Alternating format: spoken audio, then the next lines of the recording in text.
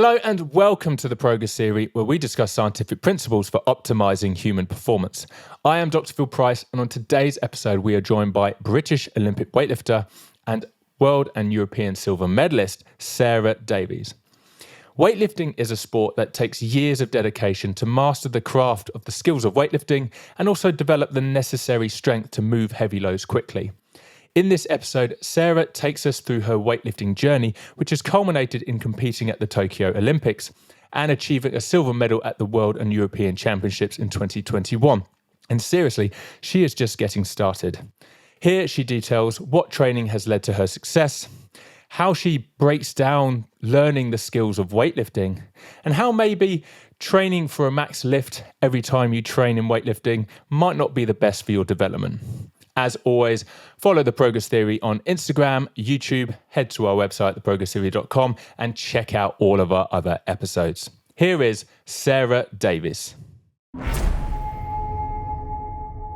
Sarah, how are we? I'm good, thank you. How are you? Yeah, not too bad. First of all, I really wanted to start off this episode by saying congratulations for your silver medal at the Worlds. Thank you very much. What was the experience like? Yeah, it was really cool. I mean, the Worlds seemed so close off the back of Tokyo because I had some time off after Tokyo, obviously, and decompressed, and then to get back into training. So, I mean, my one goal for Worlds was literally to go out there and remember how to have fun on a platform. And we ended up with that result. So I can't complain, really. And we had loads of fun out there as well. So we achieved everything and more than what we wanted to. Yeah. Is that something you're going to take further onto other competitions? You know, you can get so caught up in the coaching and the science, but then you forget just to have fun on the floor. And it's kind of like that's the last flavour, which is going to really help with the success. Yeah, definitely. And I think because of the build up to Tokyo ended up so long with the delay, you're constantly thinking about what totals you need to hit, what points you need to get, where you are in the rankings, like what numbers you need to do at whatever competition to get, you know, everything you need to secure your spot, that you get so caught up in that you forget that you actually do this because you enjoy doing it, because you're constantly reaching for that goal. But I think, you know, especially when it's your first Olympics that you're aiming for, like it just makes it that little bit tougher. And then obviously when you're in Tokyo and I was there, it was different again. Like I knew a medal was possible, and I reflect on that now, and I was probably too caught up in that rather than enjoying the experience and having fun and being at Olympic Games. So, yeah, I think that's definitely something that I learned off the back of that Tokyo qualification and off the back of the Games, was to remember to have fun out there. And, you know, it is something that I do for fun. You know, yes, it makes me a living in some capacity, but at the end of the day, it's, you know, the whole reason I fell in love with it. And it just was to remember that and to get out there and to just enjoy doing what I do and, you know, being up there with some of the best in the world. Yeah. Were there a lot of the same competitors at the Worlds as there was in Tokyo, being so close to each other? So I competed in a different weight class at the World Championships to what I did at Tokyo. So my plan was always to move up after Tokyo, but obviously the delay meant it was even longer. And, you know, it's probably part of the problem with Tokyo. I was so lean to be at comp weight for the 64 kilo class that my body was ready to move up. So the class I competed in at Worlds was a 71 kilo class, which wasn't an Olympic class, which meant we had no idea really who was going to turn up in that class, because people had avoided it in qualification because it didn't count for anything for Tokyo. So we weren't sure who was going to come up, who was going to come back down. But, you know, the girls that I shared the podium with are two girls that I've known for a long time and have been a part of my weightlifting journey in some capacity. You know, the Swedish girl, I used to compete against her and then she moved up. So we've not competed against each other for a long time. And to be up on a podium with people that you consider like friends was phenomenal. Yeah. Is there good camaraderie within the weightlifting community, like even between countries?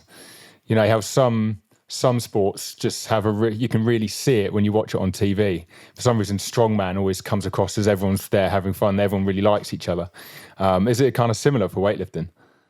Yeah, I mean, strongman's a whole new level of sportsmanship. Those boys are a proper brotherhood. Knowing a few of them, Yeah. they're phenomenal. But in weightlifting, it's selective around countries. Like you get camaraderie of certain countries together. Probably what you'd call quote unquote clean countries. Kind of stick together. So us, the US, Western Europe, Oceania kind of countries. We've got some good friendships across some of those countries, which is great, to all kind of stick together and stand up for it together. So No, that sounds wicked. The sport always progresses better, it seems, when there's a really good camaraderie within the athletes and within the coaches. It seems to move the sport forward really well, I think. So it's really good to hear. How did you get into weightlifting originally? Did you play any other sports before you got into weightlifting? So I was a gymnast as a kid to quite a high level, and stopped that at about 14. For multiple reasons, and then didn't really do anything. I kind of dabbled in a few things between then and starting weightlifting. I played golf to a reasonable level. I played for my county, playing golf, and then that's cool. Went to university, ended up dabbling again in gymnastics, but obviously at like 18, it's too late to do anything of any significance. And from there, I then found weightlifting. In those days, you used to find weightlifting by accident. No one ever used to go out seeking to start weightlifting. But I went to university in Leeds, which is where our national program were based ahead of 2012.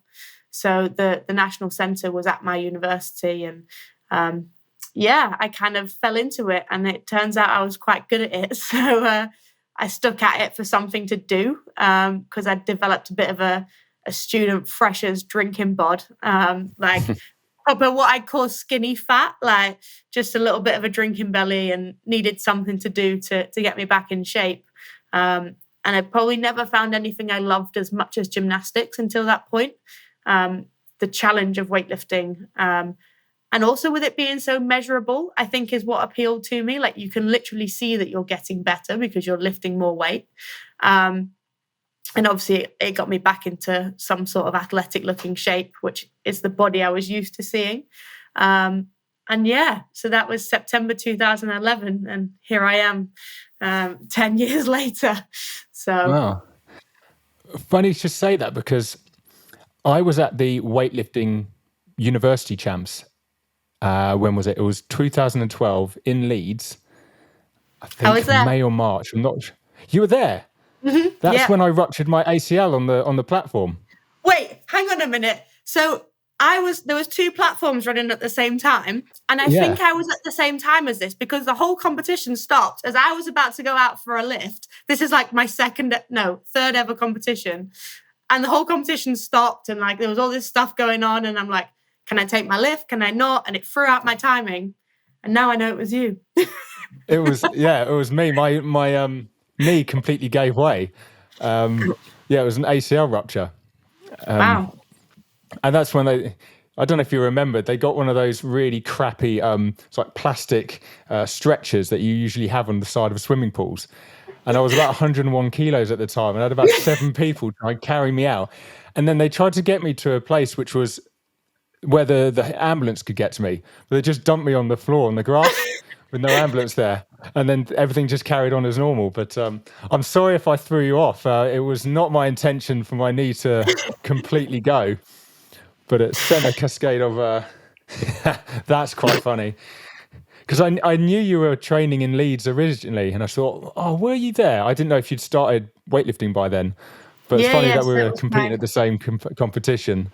And you've gone on to be amazing at weightlifting. I've gone on to be not amazing. Oh dear. But yeah. That's cool. Brilliant. Yeah. What was it like when you just started out? So you come from a gymnast background, and I know at that time there were some talent ID organizations where they were looking for certain athletes, but they did tend to focus on gymnasts. Did you find that you picked up the sport quite quickly because you had good movement patterns and body awareness from all that time that you trained in gymnastics? Yeah, I think, I kind of joke about it. So if I ever have children, they're going to go to gymnastics for some period of time, just because it builds such good like body awareness. And in terms of transfer to weightlifting, you've got flexibility, which I think is underrated in weightlifting. People don't realize how flexible you need to be.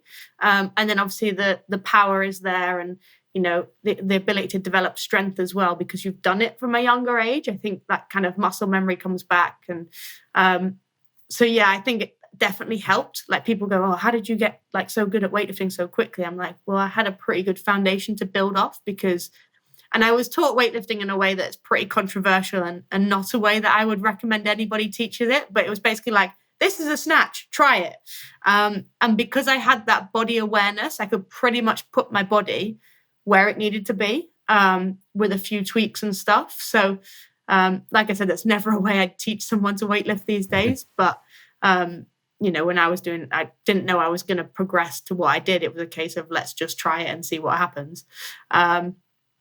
And yeah, so it's certainly had its benefits, I'd say, from gymnastics. Did you pick up like the actual lift? So to the point where the coaches were, okay, we won't break it down too much originally.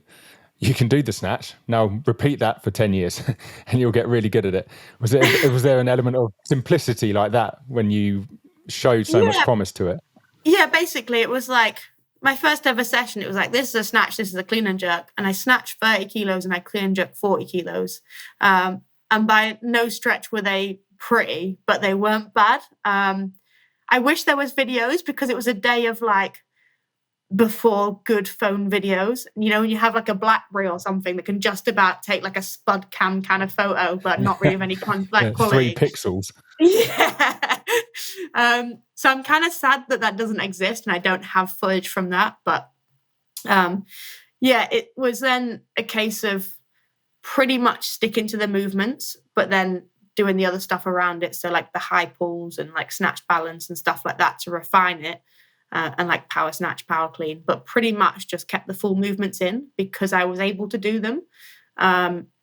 I love getting a throwback these days on Facebook of like me snatching 40 kilos for the first time, and I celebrate like I'm an absolute hero.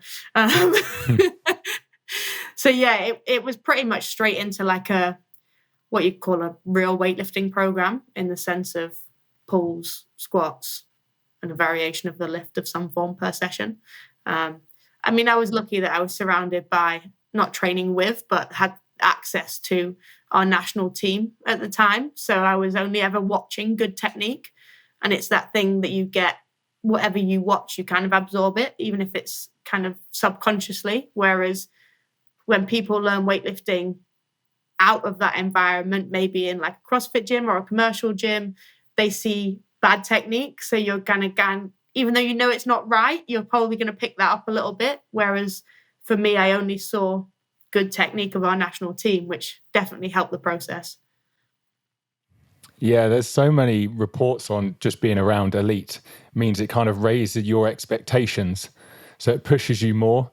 I think there's some stuff on the Ingebrigtsen brothers where 3 brothers, all very good distance runners, but like the second brother was better than the first, and then the youngest brother was better than the other 2 because they kept setting higher standards. So the younger brother would try and chase those higher standards. And it must be kind of similar for you in that environment, because you're just seeing great technique, big loads being lifted, best in the country. So you assume, well, that's the level you need to get to be any good, rather than good at a CrossFit gym, like you said, could be considerably lower. So it can only really have such a positive effect on you, can't it? Yeah, exactly. That's definitely it. Like my first coach basically set me the challenge of, I want you to outlift every person on the national team. Like they're your targets, regardless of body weight. So you had someone down at 48 kilos, which for me, I was lifting as a 63 at the time. Like that was my first thing to tick off. And then we go for 53, and then like we work our way up kind of through it. No one really existed over 63 kilos then in weightlifting. Like I think we had Tash was lifted at 69, but she was lifting about the same weights as Zoe, as a 58. So it was Yeah, before women's weightlifting was cool. I remember I went to my first English and won a medal because there was 3 people in my weight class. Like, that just doesn't happen anymore. So yeah, it was. Which is good news, isn't it? Oh yeah, It's good 100%. to say how the sport has progressed. I think so. I qualified for my first English at my first competition. So I started in September. I did my first competition in like the November, and you had to do a 90 kilo total at 63 to qualify for the English. So then I qualified for the English in that like January, February time. I think now it's about 150 qualification total. So to see that progression in standard, and it's still competitive at that, like that's a minimum standard, and you've still got to be ranked in the top 12, I think it is for the English now. Even if you hit that standard, if you're not in the top 12, you won't go, which is madness to see how much it's developed. Yeah. When was it that you realised, actually, I can lift at the national stage here? I could be really good. I can push for, medals not only at national level, but international level. So my first senior British Championships was 2012, which was the final qualifier for the London team to be selected. And I remember being at 63 kilos and lifting against Zoe Smith and Emily Godley, because Zoe didn't bother making weight because she was a 58 at the time, so she just lifted heavier. Emily was pushing for the second women's spot. And I came third to those two. There was still a reasonable margin in it, but like the weights they're doing, I was like, you know what? I reckon I can and give them a run for their money. So that was after like 8 months in the sport, and I came third at British Championships, which was an Olympic qualifying event. And I was like, wouldn't mind trying to go to an Olympics. And it kind of went from there, really. 2013, I had a bit of an injury, but I was then at a point where I was looking at the Commonwealth Games, and it was looking more and more achievable and getting myself back into shape for that. And it was probably that 2013 that I was like, this is actually possible, to be challenging for spots on national teams and to be, chasing these girls down. Which, I speak to Zoe about it now, and she said to me a couple of years ago, she was like, you made the rest of us better. She was like, you came along and was like, I'm going to compete with these girls, because everybody had kind of gone stagnant. And like, if you did 80, 100, you were a good woman in this country. And I came along and was like, I'm going to beat you all. So then everyone had to raise their game. And it's that thing of like, competition breeds more success. So but then there was like 3 of us in the same weight class at one point, just literally going like a kilo at each other like for a good couple of years. And it just, pushed all of us along, which then raises the standard across the board. And then everyone else wants to be challenging it. And people avoided that weight class for a long time, though. They just left the 3 of us in there just battling it out. And most other people just went, I'm going somewhere else, like either above or below. So, it was that point, 2013, I think, that was like, okay, that's like, we can be competitive and we can be challenging. And I think the end of 2012, I won the British Juniors, which was kind of cool. It was my first British title. And it was like, right, okay, let's really push for this and see where we can go. And when did you start training for the Olympics? When did you get into that cycle of training? 2013, I started training for Commonwealth Games in Glasgow, which was kind of cool. That was like a childhood dream come true to go to a Commonwealth Games. Granted, I never even thought it would be in weightlifting, but to put on an England jacket was pretty special. And then it was probably after that, it was like, there was kind of talks about it. And at the time we had Rebecca Tyler, who was an absolute animal. Like, that girl was unbelievably naturally strong. She was really young, wasn't she? Yeah, she was really young. So it was kind of like, I was training for Rio, and it would have been nice to go, but I never truly believed I had the ability to go. Because you had Rebecca Tyler and you had Zoe, who were both in the mix and ahead of me. And I look at the environment that I was in, and and it wasn't conducive. People were basically telling me, you're not going to be an Olympian, just focus on something else. Which at the time, you think you're strong-minded and you can push through it. And actually, again, it comes to that thing of your subconscious. If people keep telling you you're only going to be second best in your weight class, no matter how strong-minded you are and how much you believe you can kind of override that, it does take its toll. But yeah, so after 2014 Commonwealth Games, I got put onto funding.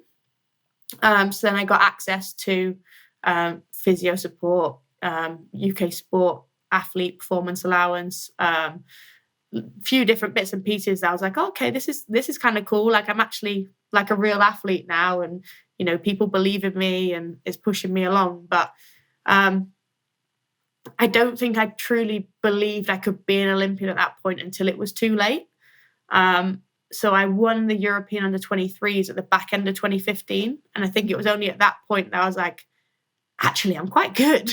Because you can, like, and I used to talk the talk and like kind of shout that I was the best person and this, that, and the other. But in some ways, when I reflect on it, it was probably a little bit of imposter syndrome, and just kind of overcompensating it. But yeah, so the back end of 2015, it was probably too late to finally believe in myself in terms of Olympic qualification. And then the way it transpired, I mean, I picked up an injury, and then Zoe got injured at the last qualification event. And if I'd have believed in myself that bit sooner, maybe I could have challenged it on that last qualification event. But yeah, it is what it is. It was all part of the process, and it would have been nice to go to Rio, but there is no way I would have been as competitive then as I was this time in Tokyo. And if you look at, time in the sport and how it, you look at people say like 10 years or whatever it is before you're kind of competing at that level. Tokyo literally put me at that 10-year mark. So that was my games realistically. Well placed in a way. Yeah. Just at that point. Yeah. What was the training for Tokyo like? Were there specific things, now you had the belief in yourself that you could go, were there specific things in your training you were working on? Like, for example, you needed to get stronger, or you wanted to work on certain things technically. Was there like a theme that you were specifically working on during that Olympic cycle which paid off at the Olympics, or allowed you to reach that level? I mean, Olympic qualification was a roller coaster for me, with a lot of changes in the middle of it. And obviously, like, the pandemic was for everyone, but 2019 I had quite a few like life changes, and which pros and cons to it. But I picked up some bad habits over about 6 months in 2019, because I just wasn't training with a coach. I was training on my own. I had life stuff going on, and I was going in the gym and doing my program, but not necessarily thinking about it. So you can follow a program, but if you're not thinking about the technical stuff, you're going to pick up bad habits. And yes, I was getting stronger, but I was also getting worse technically, which meant, like, although I'm stronger, it's no use in weightlifting. It's so technical. So it was then back end of 2019, I moved down to train at Atlas with Dave Sawyer and Cyril Martin. And it was then that I kind of, Cyril came up to me with a wooden stick and was like, I get this out with the beginners. What the have you been doing for the last 6 months? I was like, oh no, I'm about to be taken to school here.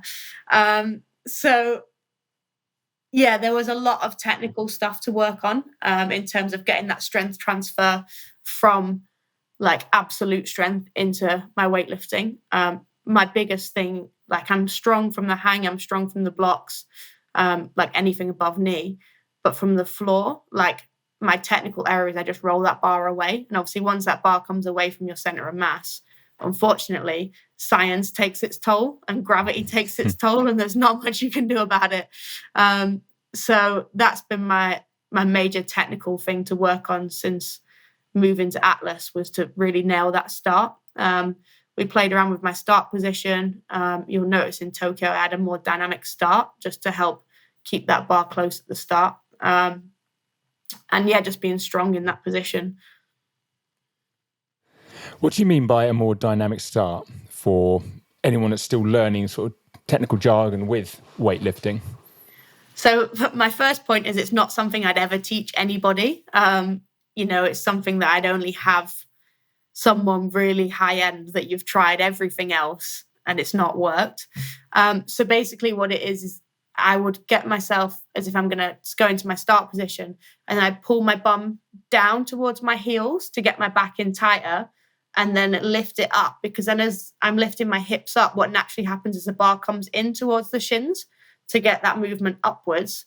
Whereas what I was doing before, if I was just getting into my start position and staying there, my first movement would be I'd lift my chest and therefore the bar would roll away. And once it's away from your center of mass, it just gets further away. So the thing that I would work on is bringing my hips down, which got my back in tighter. And then as I came up, that bar would naturally come back with me to keep it closer to my center. But yeah, not something I'd recommend. It's something you see quite a lot of the Chinese lifters do, because they look like they're really upright in their start position. But actually, as the bar comes off the floor, they are in that, what you call a perfect start position. It's just they don't hit it and hold it. They just move through that position. Yeah, it sounds like something that you need a good level of or years of practice beforehand before you can start incorporating something different like that. Because what you described makes complete sense, because like physically you'd say like science takes over, but yeah, in terms of physics, that makes complete sense in terms of where the bar is in relation to your center of mass and how you're utilizing your body around it to try and get into a stronger position.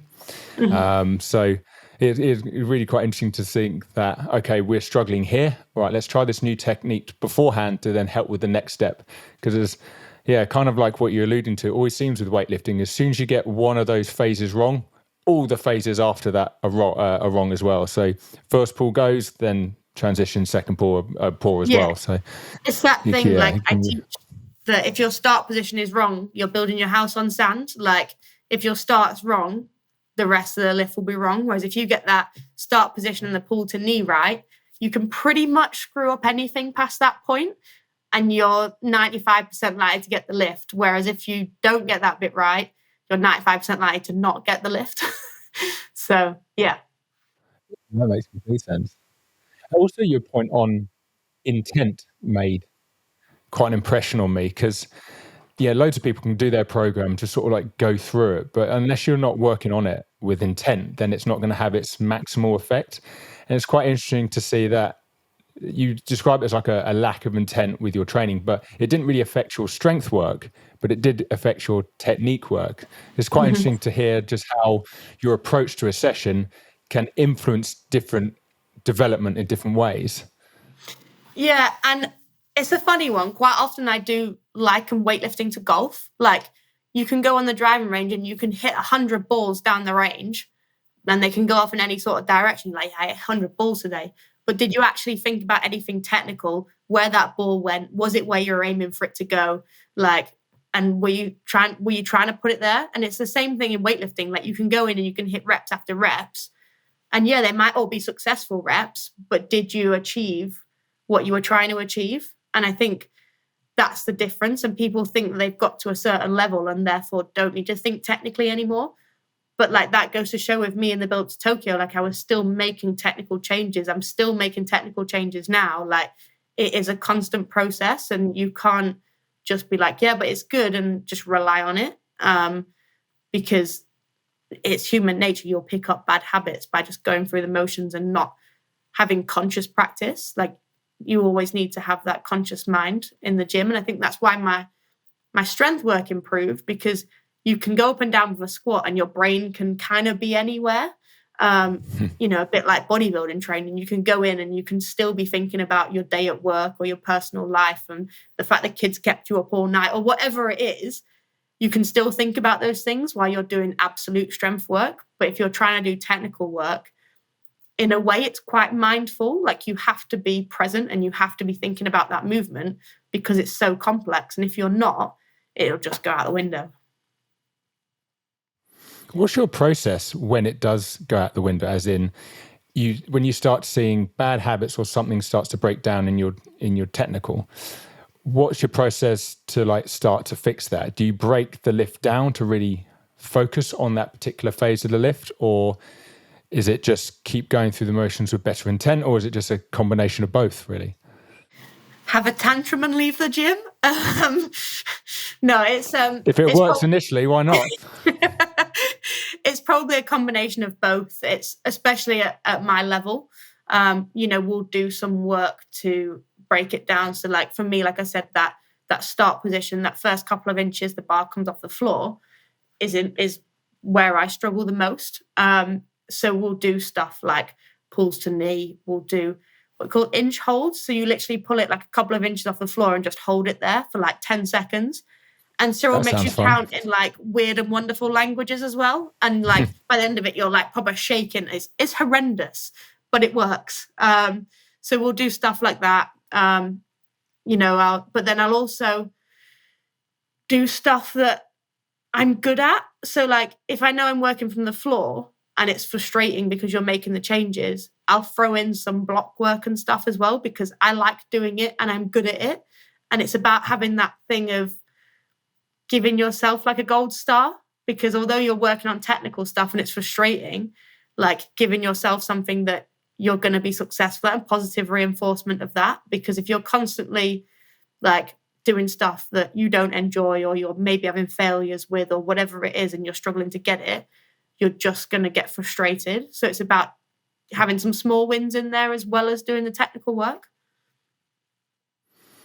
That sounds like a really nice balance. And I think probably some people forget when you're operating at such an elite level, people seem to sort of forget that you still need to have fun.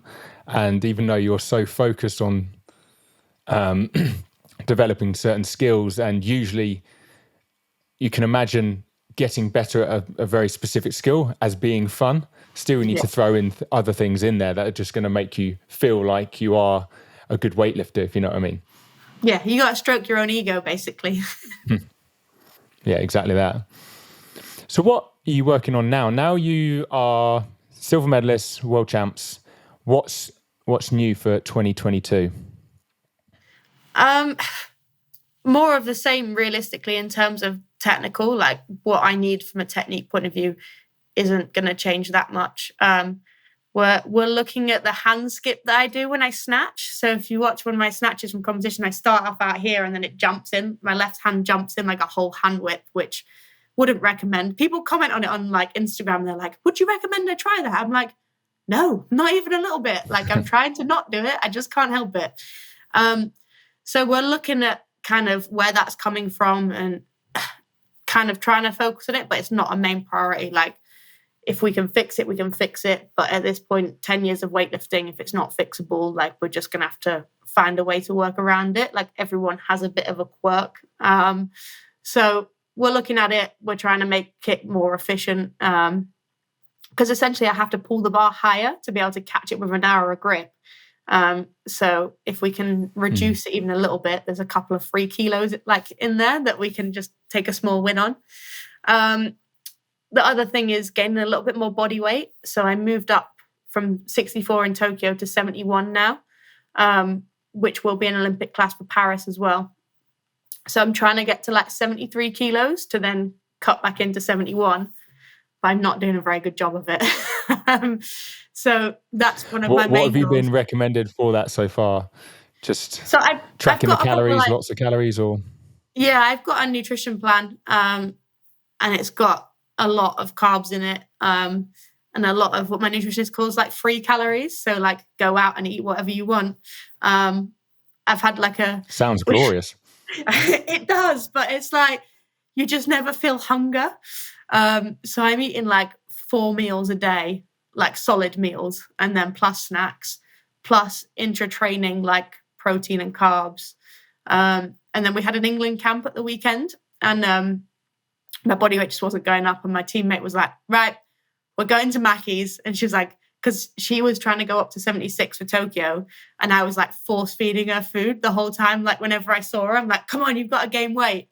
And now the tables have turned. Now she's retired. And she's like, come on, we're going to Mackey's. And she bought me a McFlurry and a milkshake.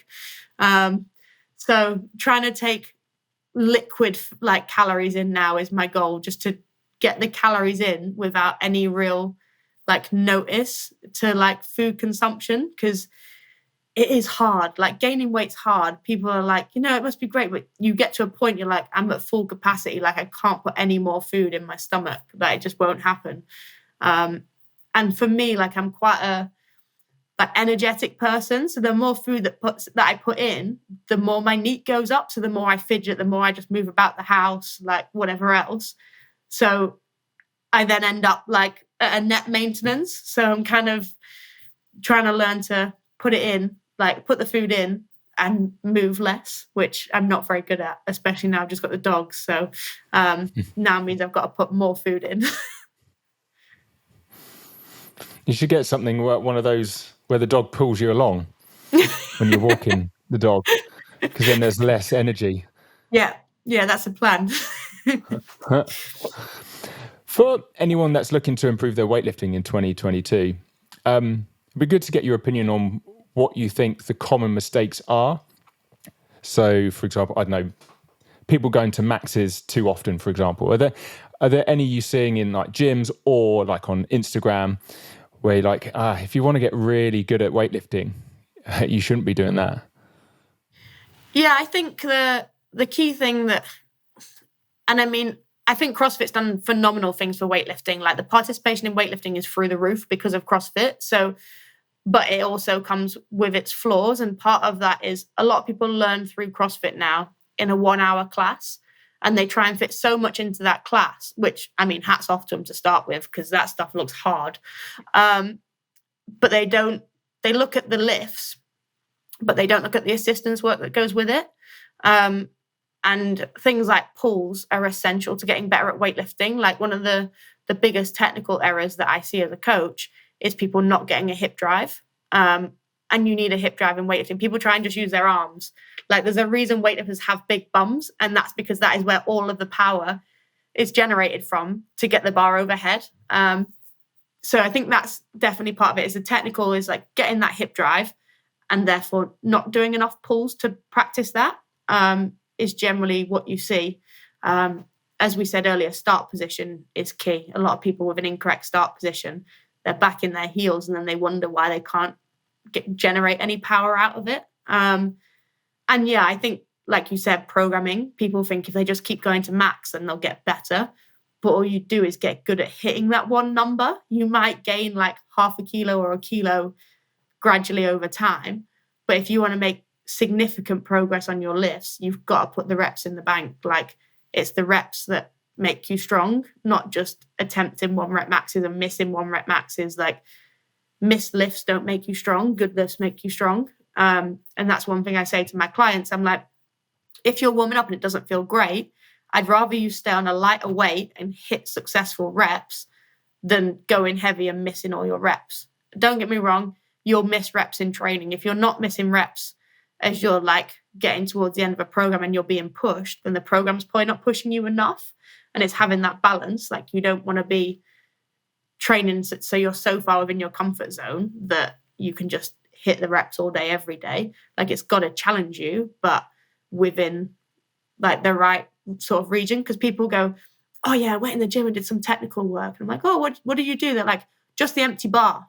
I'm like, anyone can move the empty bar how you want to move it. Like if you want to make technical improvements, you've got to be working around that 70, 75% for reps, sort of minimum 70%.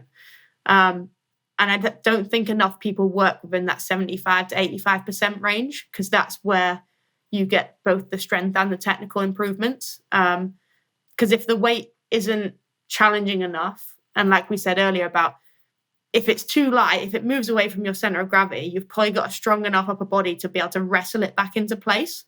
Whereas if you're working at that right percentage, that 75, 80%, it's going to take you to school if it's not in the right place. And you're going to get that feedback of just missing the lift because technically it wasn't right.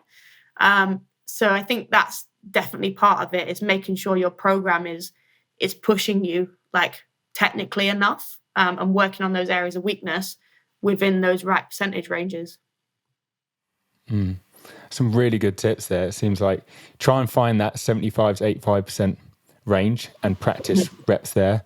Focus on your start position and focus on not pulling with your arms too much. Exactly. Definitely 3 key things that I think I've seen learning lifters.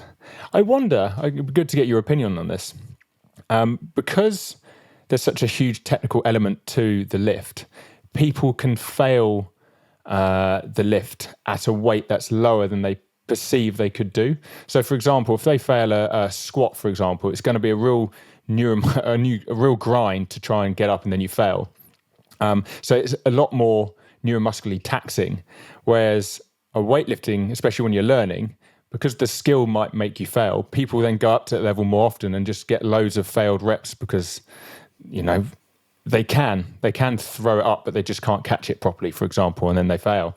So they keep chasing that because chasing it doesn't come with the huge fatigue cost like chasing squatting, going to max regularly, if you know what I mean. Yeah, definitely. I think, and that's the problem. And especially when you see people who their absolute strength is already quite high. So you see people who come from maybe like more of a powerlifting or just general strength training background into weightlifting, and they've got a big old squat on them or even a big overhead squat. And they're like, I can overhead squat 140 kilos. Why can't I snatch 80? And I'm like, because that overhead squat movement doesn't exist in a snatch. Like at no point are you above your head, completely brace yourself and then lower yourself into a snatch. Like the carryover just isn't there. And I think that's what people get frustrated with is, like you said, they can just keep throwing that weight around because, like, in terms of strength, it's not taxing to them, but technically it is. And it's that thing of your body is just going to then pick up more bad habits of missing those reps. Like that's what your body is going to just keep doing, and it's going to become a habit. Whereas working in slightly lighter weight and just nailing that technical is where it's at. I mean, I had to do that.